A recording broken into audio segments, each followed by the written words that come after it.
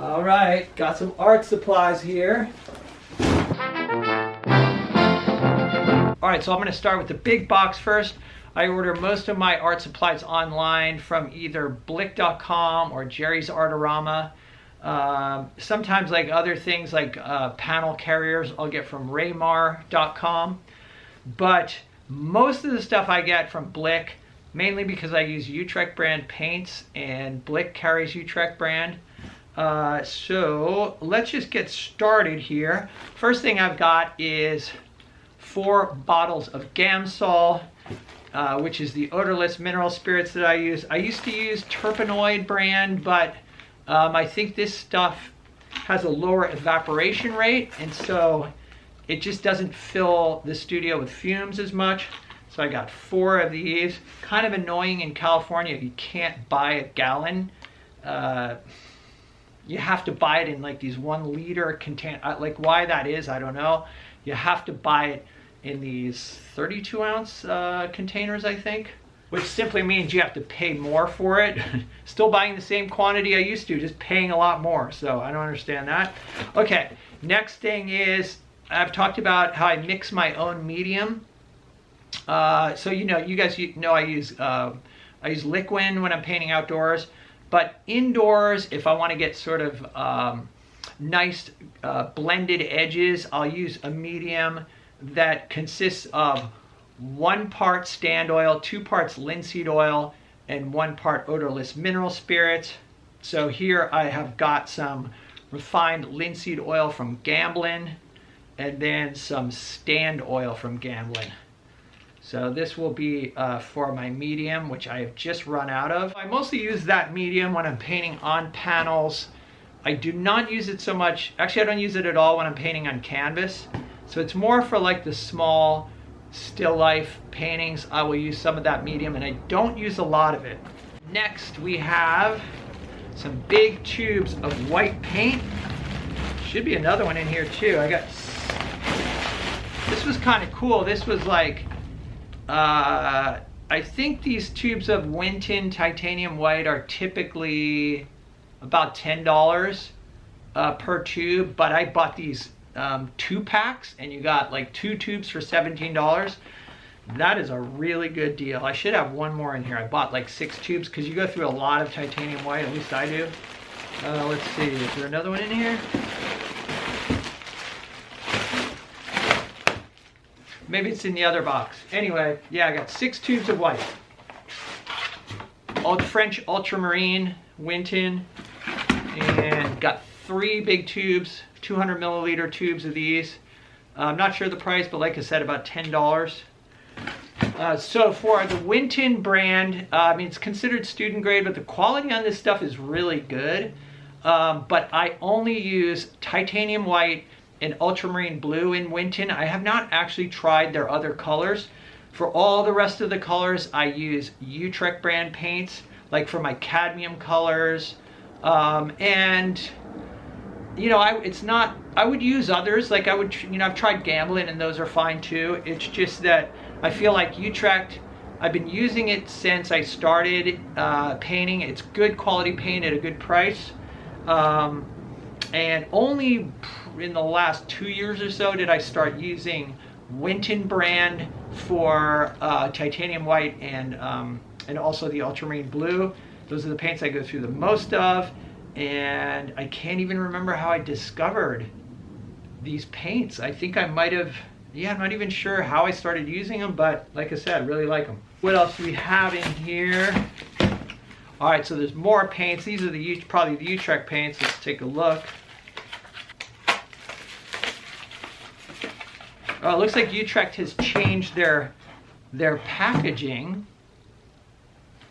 They used to have a different sort of logo. They've gone a little bit artsier with it to try to make it look like it's boutique paint. All right, so we have burnt sienna, and this is phthalo blue green shade. Again, Utrecht paints.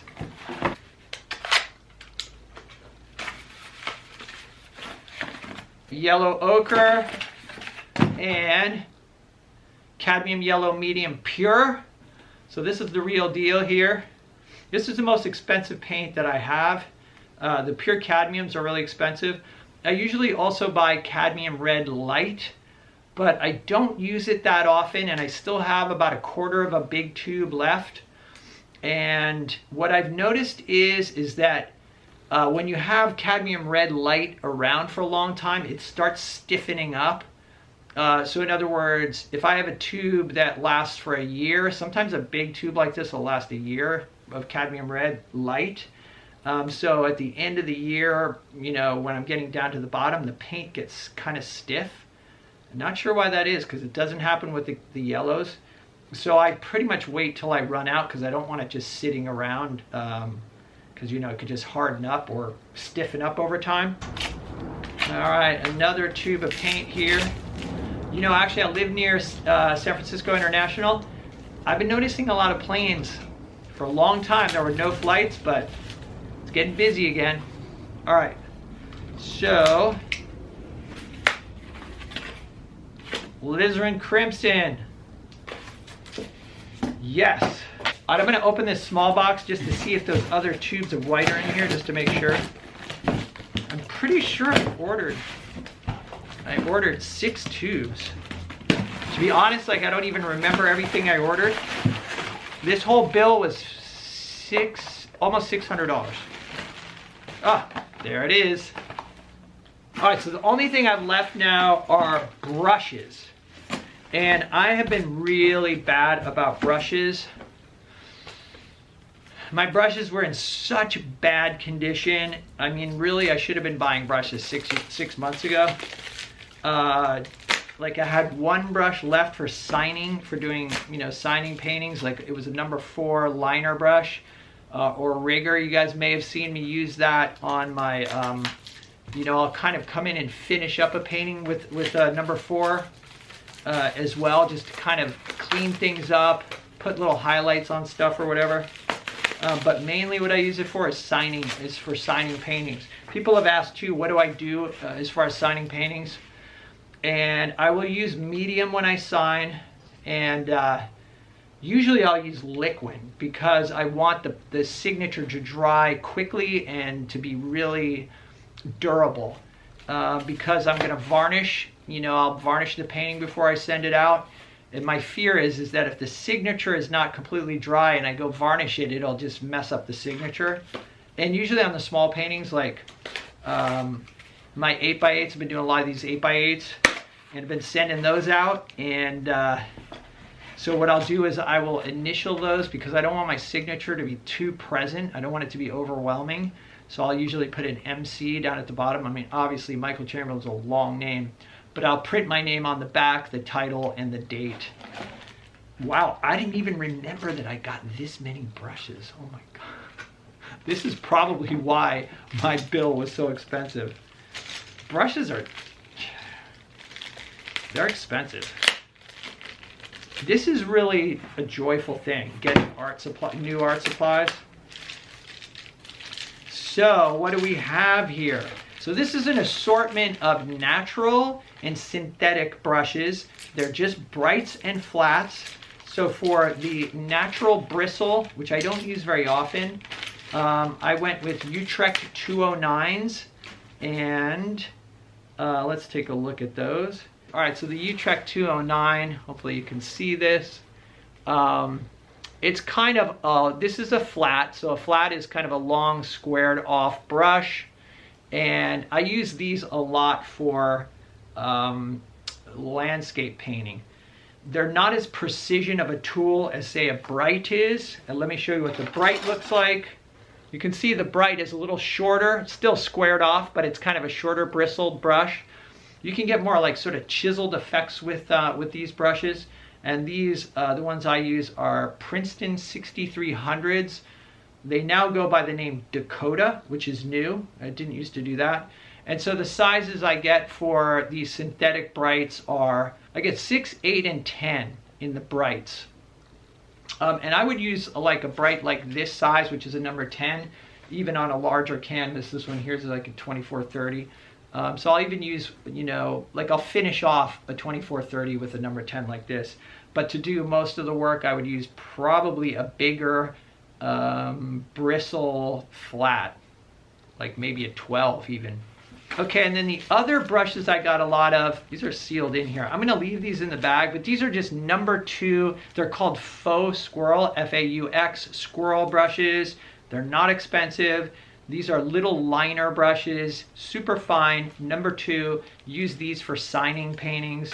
And I also got some Faux Squirrel number 4s here. And these number 4s, same thing. It's kind of a liner or a rigger brush. I'll show you one of these. And it's just a long, thin brush. And this is for coming in and doing some small details or signing a larger painting. So I got 3 each of those because these are delicate brushes and they tend to get messed up. So it's good for me to have a bunch of them on hand. All right, so the last thing I got is this container of professional grade acrylic gesso. This is Utrecht brand. Yeah, professional acrylic gesso. This is the gesso I use, 3 coats when I'm priming hardboard. And as I've talked about before, I mix in some pumice 4F, which is super fine pumice. I mix in 2 tablespoons per thinned cup of gesso for the final coat, for that 3rd coat of gesso on my hardboard panels. And this stuff, I was buying it at a woodworking shop called Woodcraft, but Woodcraft is no longer carrying it, so I just ordered some online from a woodworking shop in South Carolina, and they're sending that out now. So yeah, it seems to be pretty easy to find online, and it's actually less expensive. So 4F pumice. Pumice is spelled P-U-M-I-C-E. And it's like volcanic, some kind of volcanic rock that's been ground up into a powder. But it adds texture to the gesso because the gesso can be just very slick. It's basically plastic. So by putting some pumice in, it gives it, there's some organic material there. It makes your panel more absorbent and gives it a little bit of texture, which is nice. Okay, let's see, is there anything else here? So I think that's it for supplies. It's good that these things showed up because I was out of medium completely, also out of mineral spirits completely. So I've just been working on frames for the last few days, waiting for this stuff to show up. So I'm glad it did. Anyway, if you have any questions about materials, ask them in the comments down below. Hope you enjoyed this unboxing. Stay creative, and I'll see you guys in the next video.